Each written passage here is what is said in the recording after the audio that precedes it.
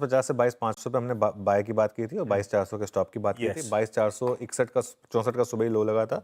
और देखिए, एक ट्रेड मिलनी चाहिए आपको, जरूरी नहीं है कि आप पूरे उसके बाद एंड तक रहें, ठीक है। पहले सबसे इंपॉर्टेंट सपोर्ट है 22,400 से 22,450 का, 3 रीजन से।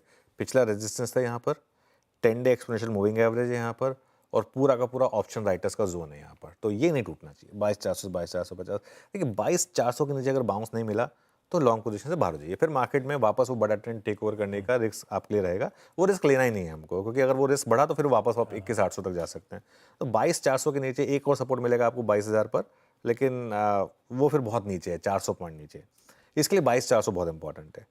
रेजिस्टेंस कहाँ मिलेगी आपको? सबसे पहले तो जो हमने सुबह सुबह डिस्कस किया, 22,650 से 22,700, 20 डे एक्सपोनेंशियल मूविंग एवरेज, बहुत क्रूशियल है ये जोन।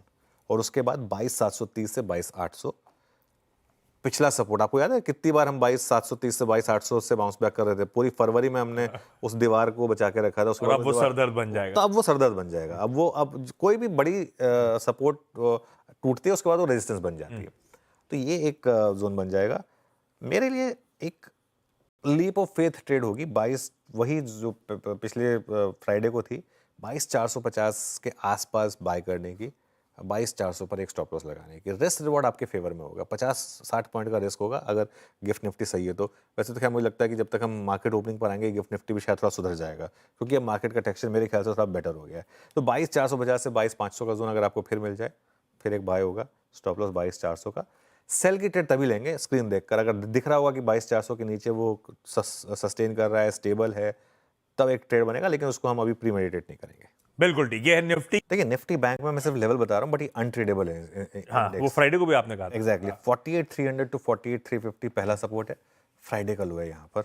और अगर ये ब्रेक हुआ तो 47,800 टू 48,000 का एक जोन शायद आपको देखने को मिले। काफ़ी हद तक इंडसइंड बैंक की मॉर्निंग रिएक्शन का भी एक इम्पैक्ट आएगा बैंक निफ्टी पर। रेजिस्टेंस मिलेगा आपको 48,600 टू 48,800 पर। यहाँ पर 10 और 20 डे एक्सपोनेंशियल मूविंग एवरेज दोनों प्लेस्ड हैं, तो इसके लिए ये एक रेजिस्टेंस होगा। और बड़ी रेजिस्टेंस होगी आपकी 49,000 टू 49,200।